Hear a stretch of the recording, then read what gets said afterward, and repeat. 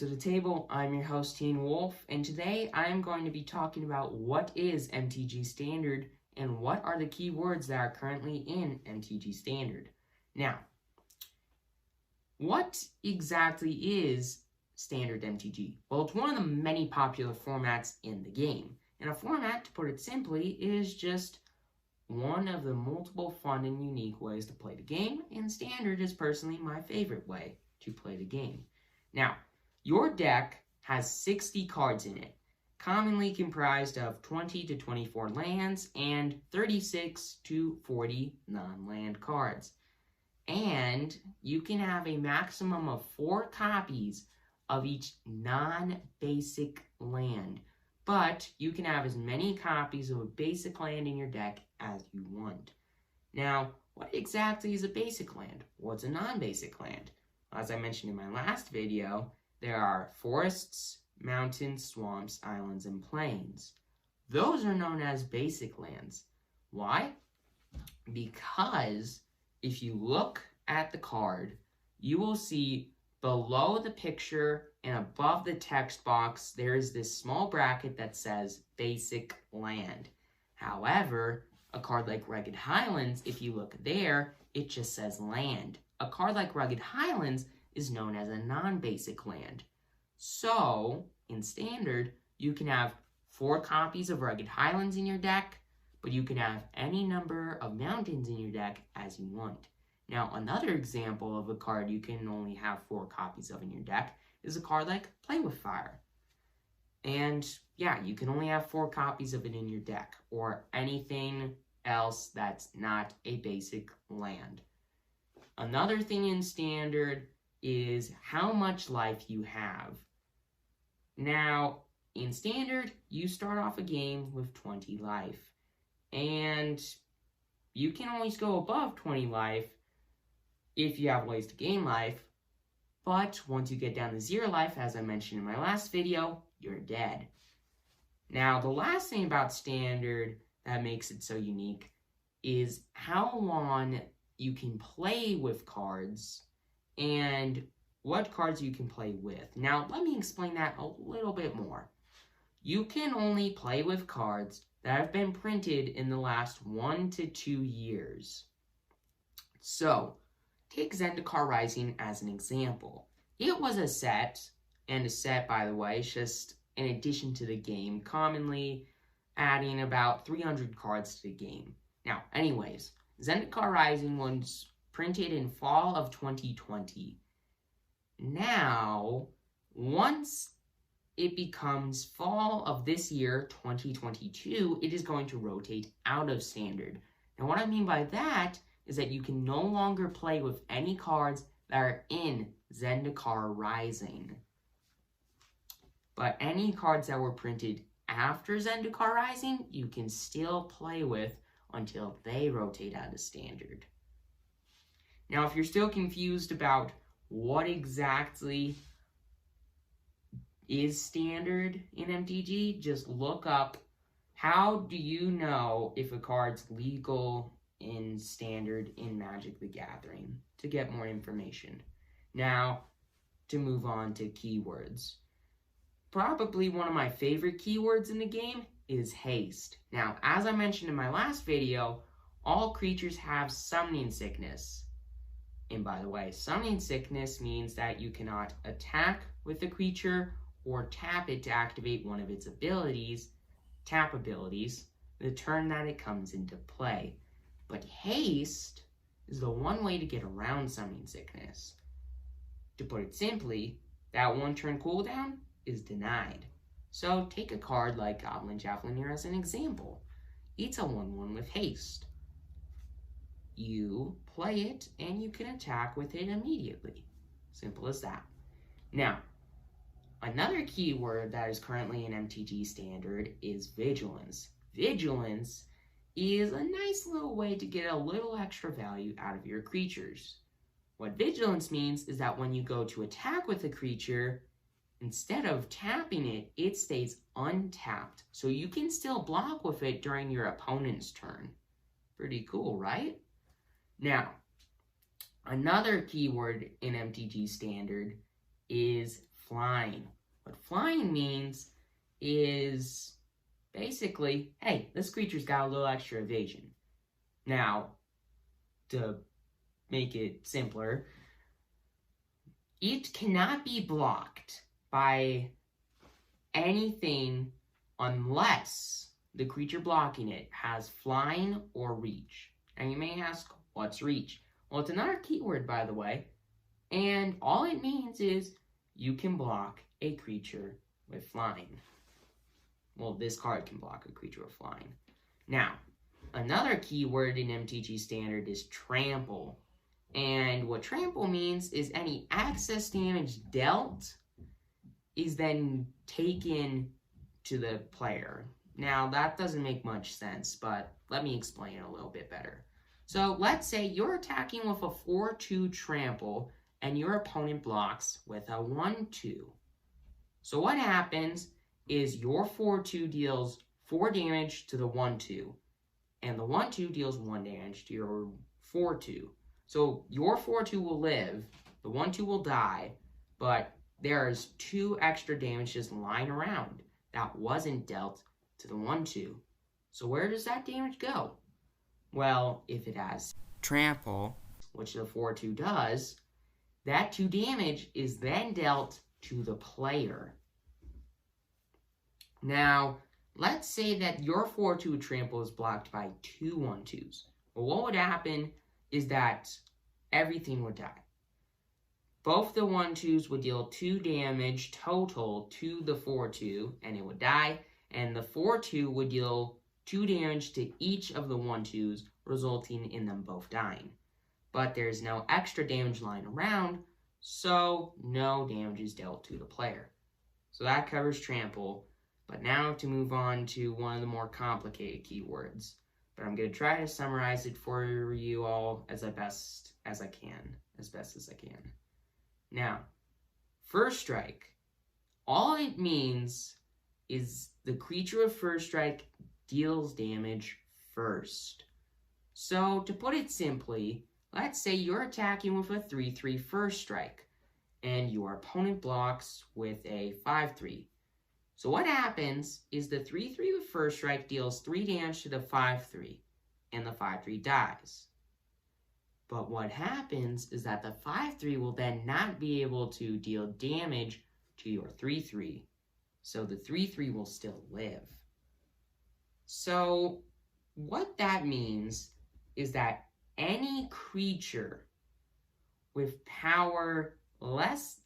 toughness less than or equal to a creature with First Strike's power is killed by it, and is then not going to deal damage to the creature with First Strike. So, your 3-3 First Strike can kill any creature with 3 or less toughness, but any creature with more toughness than your 3-3 First Strike will not die. So, let's say your 3-3 First Strike is being blocked by a 3-6, and this will result in your 3-3 dying because it is only going to be able to deal 3 damage to the 3-6, resulting in it not dying. So then the 3-6 is going to take its turn to deal damage to your 3-3 and kill it. Now, to move on to Double Strike. Double Strike is very similar to First Strike, except it kind of does it twice. Kinda. So, what happens is, let's say you are attacking with a 3-6 Double Strike. What will happen is the 3-6 Double Strike will deal both First Strike damage and regular damage. So, your 3-6 First Strike is going to deal 3 damage to the player, then is going to deal 3 more damage to the player. So basically, it's a 6-6. Now, what if that 3-6 Double Strike was blocked by, let's say, a 1-2? So, the 3-6 for Double Strike, will deal 3 damage to the 1-2, and it will die. But because the 3-6 was blocked, it is going to then deal 3 damage to nothing, and the player will not be dealt any damage. So, to put it simply, a double strike card is really good if it's not blocked. Now, another keyword in MTG that's kind of crazy and pretty scary is Death Touch. So, to put it simply, Death Touch means that any amount of damage a creature is dealt by a card with Death Touch is killed. So, let's say you were blocking a 10-10 with your 1/1 Death Touch. What would happen is that because your 1/1 dealt 1 damage to a 10-10, the 10-10 will die. Now, so will your 1/1, but hey, a 1/1 killed a 10-10 because it had Death Touch. That's pretty crazy. Now, another keyword in MTG is Flash. What Flash means is, remember Instants and how they can be played during anybody's turn? Well, so can a card with Flash. So take Bounding Wolf as an example. It's a 3/2 with Flash and Reach for 2 and a green. So what happens is, let's say your opponent's attacking you and you have no blockers, and you're like, haha, I'm going to be able to deal this much damage to you. Well, what can happen is if you have enough mana to cast Bounding Wolf, you can then play the Bounding Wolf and then block. So, pretty nifty trick. Now, the one thing that sucks about Death Touch is that there are cards out there with Indestructible. Now, what Indestructible means is that anything that would destroy it does not destroy it. So, let's go back to that 1/1 versus the 10-10 scenario. So the 1/1 Death Touch blocks a 10-10 Indestructible.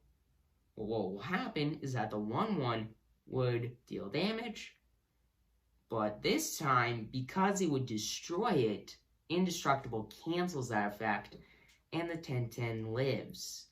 And then it deals 10 damage to the 1/1, and the 1/1 dies. So, the way to kill Indestructible is to not destroy it. So, any cards that deal enough damage to kill a creature with Indestructible, any cards with Death Touch, any cards that deal damage, such as Play with Fire, or anything that destroys a creature like Infernal Grasp, doesn't kill it. So what you have to do is play something that exiles it. So a card like Swords to Plowshares that I mentioned in my last video. That card can kill something with Indestructible. Now another way to kill something Indestructible is putting -1/-1 counters on it, or giving it -1/-1.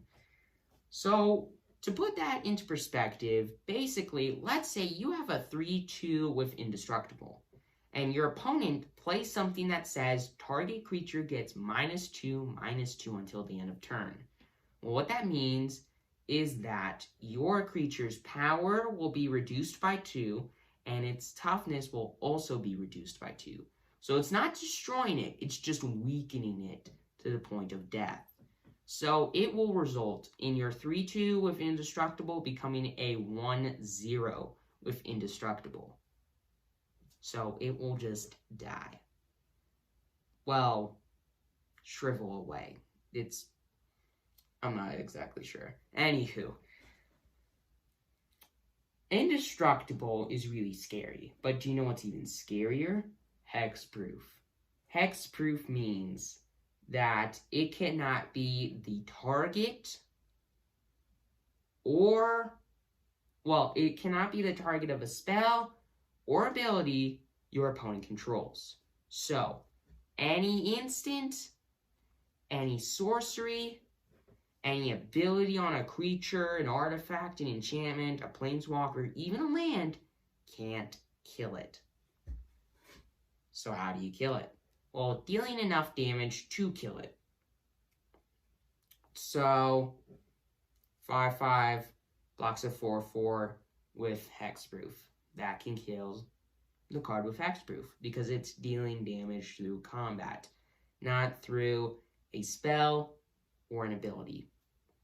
Now, another way to kill a card with Hex Proof is not targeting it, but still destroying it. So, there are cards in MTG that destroy all creatures without targeting any of them. These are known as board wipes. So, take Doomscar as an example. It says destroy all creatures. So, let's say one of the creatures that it destroyed had Hexproof. Well, the Hexproof would die because it is not being targeted by any spell. It's just dying because everything else is dying and it's just not being targeted by anything. Now, the last two keywords I want to talk to you about are a lot easier to comprehend. First off, there's Menace. All that Menace means is that it cannot be blocked except by 2 or more creatures. So, 3/3 Menace attacks, and it cannot be blocked except by 2 creatures, so you force your opponent to block with 2 1/1s, let's say. So it's just, like flying, a way to get a little extra evasion. But you can still kill a card with Menace pretty easily if it's small enough. Now, the last keyword that I want to talk to you about is Lifelink. Now, what Lifelink means is that any amount of damage that it deals is then going to cause you to gain that much life. So, let's say a 3/3 with Lifelink is blocked by a 1/2. Well, what happens is the 3/3 with Lifelink deals 3 damage to 1/2, and that causes you to then gain 3 life, and the 1/2 dies, and your 3/3 with Lifelink lives. Now, what if your 3/3 with Lifelink were to deal damage to a player or a planeswalker? Well, that would also cause you to gain that much life and deal that much damage to the player or planeswalker. So you deal 3 damage to the player or 3 damage to the planeswalker, and then you gain 3 life. Pretty cool. And in my opinion, Lifelink is just a way to kind of stall out the game to the point where hopefully you can deal enough damage to your opponent to then kill them. And trust me, that strategy can work pretty well.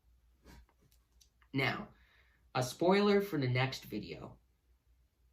The last thing I'm going to be talking about before I start doing my deck reviews is talking about what exactly is happening on this channel. What am I doing? What's my goal? Well, to put it simply, just trying to make sure that anybody out there can play MTG Standard while not spending that much money. Now, I'll go into a little more depth on what I mean by that in the next video, and thank you for watching. I'm your host, Teen Wolf, and I will see you next time.